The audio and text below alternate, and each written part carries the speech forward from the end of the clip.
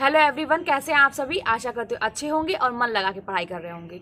तो आज की इस वीडियो में हम लोग बात करेंगे सबसे अहम मुद्दे पे, जो कि है प्रैक्टिस सेट। क्योंकि हम लोग इतनी तैयारी जो कर रहे हैं, इतना आप लोग भी मतलब एक रणनीति बना रहे हैं, टाइम टेबल बना रहे हैं, तैयारी कर रहे हैं, तो उसका एक निष्कर्ष यही होता है कि हमारा जो है सवाल जो है, जितना भी हम हल कर रहे हैं, जो भी प्रश्न कर रहे हैं, वो सही होने चाहिए। जो भी हम प्रैक्टिस सेट हल कर रहे हैं, वो प्रैक्टिस सेट मतलब उसमें क्वेश्चन हमारे गलत नहीं होने चाहिए, उसका रिजल्ट अच्छा आना चाहिए। तभी तो कोई मतलब है ना कि हाँ हमने तैयारी अच्छी की। नहीं तो फिर पढ़ने का क्या फ़ायदा है कि हम रोज़ पढ़ते भी रहें और क्वेश्चन भी गलत होता रहे। तो सारा कुछ डिपेंड हमारे प्रश्न पे ही होता है, और इन्हीं प्रश्नों के सही करने पे ही हमारा चयन भी होता है। तो ये मतलब प्रैक्टिस सेट जो है ना, बहुत अहम भूमिका निभाता है इस पूरी जर्नी में। जो हमारा कहा जाए कि ये जो तैयारी की जर्नी रही है आप लोगों की, जो ये चल रहा है, अभी भी चल रहा है, तो इसमें बहुत अहम भूमिका निभाता है प्रैक्टिस सेट। और प्रश्न एग्जाम में भी कैसे हल करें कि मतलब गलत ना हो, कैसे क्या करें, मतलब ये सारा कुछ एक कहा जाए तो प्रश्नों के ऊपर ही डिपेंड करता है। तो आज इसी पर हम चर्चा करेंगे। और जो मेरा अनुभव रहा है, ये जो आपकी प्रॉब्लम है वो सबकी प्रॉब्लम होती है। ऐसा कुछ नहीं है कि आपके साथ कुछ अलग सा हो रहा है, ऐसा मेरे साथ भी होता था। तो मेरा क्या अनुभव था, आज हम लोग इसी पे चर्चा करेंगे। तो जैसे आप लोगों के बहुत सारे ऐसे कमेंट आ रहे थे कि दीदी 60-70 के बीच में रहता है आपका स्कोर, और 90 प्लस भी हो जाता है, लेकिन ऐसा क्या करें कि 120 हो जाए, 120 तक जाए। हमारा वाकई में यही चाहिए कि हमें ज़्यादा से ज़्यादा 125 प्रश्न अगर हैं तो उसमें ज़्यादा से ज़्यादा हमको प्रयास करना चाहिए कि हमारे 110, 115, 120 ऐसे आए आपकी प्रैक्टिस सेट में। तब समझिए कि आपकी तैयारी अच्छी चल रही है। यही सबके दिमाग में यही सोच होता है। तो आज हम इसी पे बात करेंगे। तो अगर वीडियो पसंद आए तो वीडियो को लाइक करिएगा, कमेंट करिएगा। अगर चैनल पर नए हैं तो सब्सक्राइब कर लीजिएगा, ताकि आप लोगों के लिए ऐसी हेल्पफुल वीडियो मैं आगे भी लेके आऊँगी और जिसका नोटिफिकेशन आपको आराम से मिलता रहे।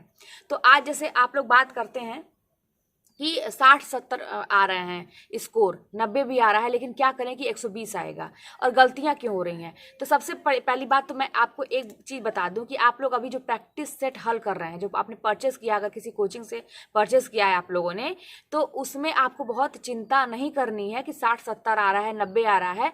तो इसके लिए आपको बहुत चिंतित होने की आवश्यकता नहीं है। ऐसा सबके साथ होता है, मेरे साथ भी होता था, क्योंकि उसमें ऐसे बहुत सारे नए नए प्रश्न होते हैं जो हमारे पढ़ते टाइम में हमारे सामने नहीं आए रहते, तो उसको हम नहीं हल कर पाते हैं।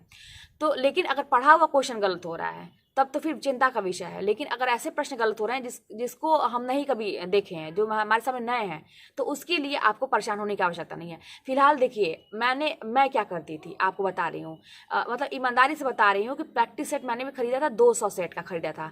तो अतुल्य अकेडमी का खरीदा था। आप लोग ये भी पूछें कहाँ से खरीदा था, तो जहाँ से मैंने कोचिंग किया था वहीं खरीदा था। आप लोग कहीं से भी ले सकते हैं, जहाँ से आपको सही लगे।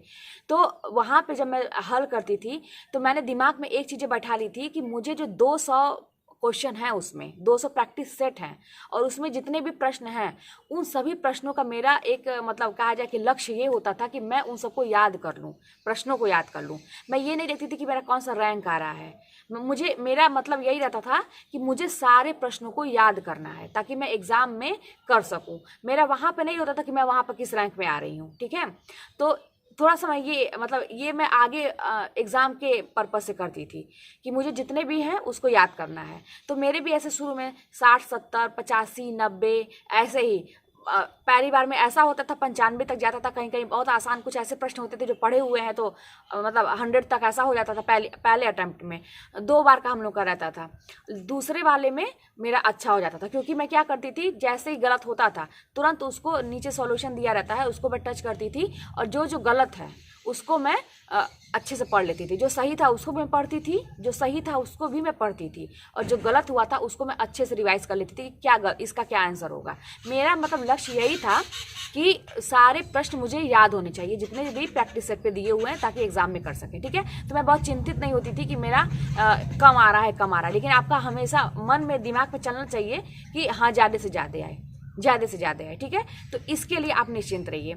हाँ, एक चीज़ मैं आपको बहुत अच्छा अनुभव बताने वाली हूँ। आप लोग भी, जो लोग कई बार एग्ज़ाम दिए होंगे या इसके पहले कभी भी दिए होंगे, तो ये चीज़ आप लोग अनुभव किए होंगे, और या तो प्रैक्टिस सेट में ऐसा आप अनुभव किए होंगे कि जैसे खास करके एग्ज़ाम में क्या होता है, जैसे मेरा भी ऐसा होता था कि जब खूब पढ़े रहिए, आप खूब टॉपिक को तैयार किए रहिए अच्छे से, और उसके बाद जब प्रश्न आते थे सामने और 4 ऑप्शन आते थे सामने, तो क्या होता था, जैसे क्वेश्चन पढ़ा 4 ऑप्शन पढ़ा, तुरंत दिमाग में होता था कि ये वाला आंसर सही है। पहली बार में दिमाग मेरा जैसे कह देता था कि ये आंसर सही है, लेकिन पेन में ब्लैक कर जो गोला होता है, गोला काला करने के पहले जरूर एक बार दिमाग कहता है कि नहीं थोड़ा सोच लेते हैं। तो एग्जाम की बात बता रहे हैं, तो जैसे ही आप सोचेंगे, मतलब मैं सोचती थी, वैसे ही मेरा दिमाग भ्रमित हो जाता था। और जो पहली बार में पहली नज़र में जैसे कहा जाए कि मुझे लगता था कि नहीं ये सही है, उसके बाद लगा था ये भी सही है, अच्छा ये सही है कि ये सही है, मतलब आती हुई चीज़ें भी जैसे ही दिमाग पे जोर डाला वो गलत हो गया।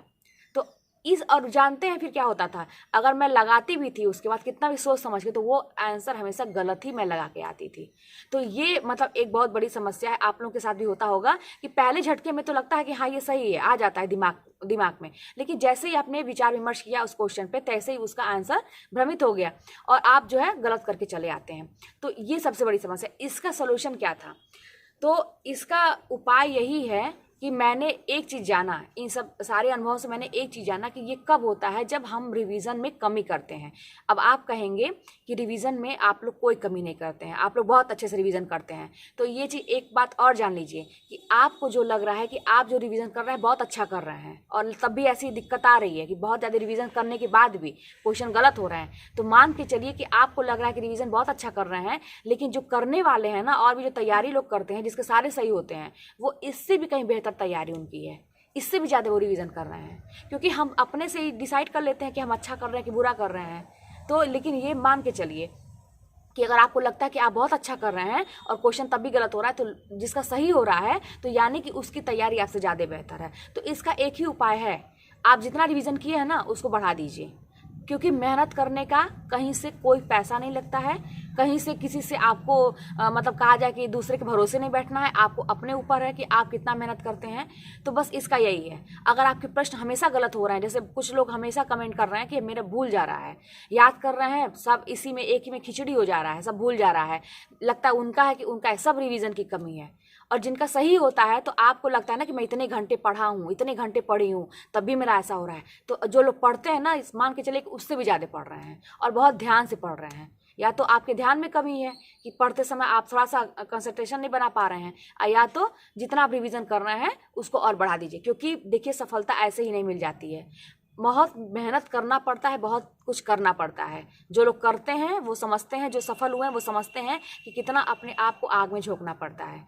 तो बस यही है कि रिवीजन उसका और मतलब और बढ़ा दीजिए, जितना चीज़ें आप कर रहे हैं और बढ़ा दीजिए, ठीक है।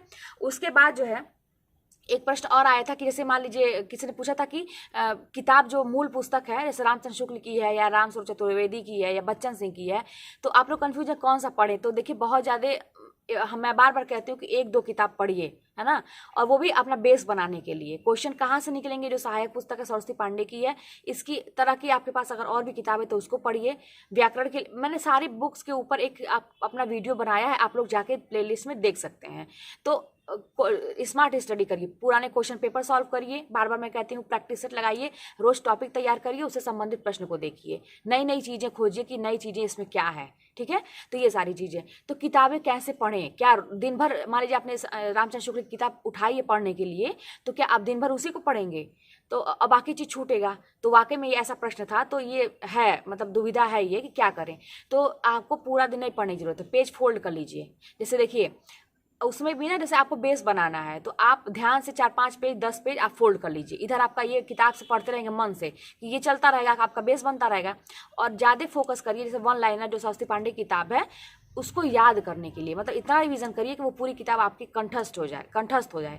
याद करने का मतलब रटना नहीं है, बार बार मैं रटना नहीं है। जितनी बार रिवीजन करेंगे दिमाग में चीज़ें बैठती जाएंगी। और जो क्वेश्चन पेपर हैं उनको हल करिए। आप कोचिंग कहीं पढ़ते हैं तो नोट्स है, वो तो नोट्स में कोचिंग वाले लोग तो कई किताबों को मिला के खुद ही पढ़ाते हैं, वही सफिशियंट होता है। तो अगर आप मूल पुस्तक पढ़ भी रहे हैं तो आप इस तरह से पढ़िए, पेज फोल्ड कर करके पढ़िए कि आज 10 पेज पढ़ेंगे, 5 पेज पढ़ेंगे, इतना ही पढ़ेंगे, ठीक है ना। मन से पढ़िए, इस तरह से पूरे दिन उसी को लेकर बैठने की आवश्यकता नहीं है। टाइम टेबल निर्धारित कीजिए कि आप इतना वीडियो, जो लोग अभी शुरू किए हैं तो इतना वीडियो हम देखेंगे, इतने को हम दोहराएंगे और ऐसे पढ़े, इतना प्रैक्टिस सेट करेंगे। मतलब हर चीज़ को पहले एक प्लान बना के रख लीजिए, लिख लीजिए, उसके बाद करना शुरू करेंगे तो कोई दिक्कत नहीं होगी। उसके बाद जो है कि ये जो किताब जो है कि ये जो किताब है, मतलब कोई भी किताब जो आप पढ़ते हैं तो आप पूछते हैं कि क्या दीदी इतना ही पढ़ लेंगे तो हो जाएगा? तो आप लोग इतना ही पढ़ लें, इतना ही, ये नहीं कितना पढ़ें, ये होना चाहिए। सीमित मत रखिए अपने क्या कहते हैं प्रैक्टिस को। भागिए मत मेहनत करने से। ये मत सोचिए कि कितना कम से कम करना पड़े। आप ये सोचिए कि कितना हम मेहनत कर दें, ये तो मेरे हाथ में है, कितना हम मेहनत कर दें। हाँ, ये चीज़ है कि बहुत ज़्यादा किताब नहीं खरीदिए, 1-2 किताब खरीदिए, जितना भी है उसको ऐसा पढ़िए कि आपको कहीं से कोई पूछे तो भूले ना। बार बार मैं कहती हूँ कि बहुत ज़्यादा किताबें खरीदने की जरूरत नहीं है। आप व्याकरण के लिए जो हमारी वासुदेव नंदन किताब आपने लिया है, तो आप खुद अपने आप से पूछिए कि क्या आपको तैयार हो गया सारा, जितना पहली बात तो शब्द रूप जितने हैं, पर्यायवाची है और भी है, आपके जो कोर्स में जितने हैं, आपके जो तत्सम तद्भव आते हैं, और भी जितने चीज़ें हैं, उपसर्ग प्रत्यय का देख लीजिए, और भी लोकोक्ति है, मुहावरे, ये सब सारी चीज़ें आती है जो आपके कोर्स में है। ये देखिएगा कि आपके सिलेबस में क्या क्या है। तो क्या उतनी चीज़ें आपकी तैयार हो गई हैं? समास का है, आपका कॉन्सेप्ट क्लियर हो गया है, संधि का कॉन्सेप्ट क्लियर हो गया है कि क्या है क्या नहीं है, तो अपने आप से पूछिए, उसी किताब में से याद करिए। पर्यायवाची तो आते हुए भी गलत हो जाते, मेरा खुद गलत हो गया था इतना पढ़ने के बावजूद भी।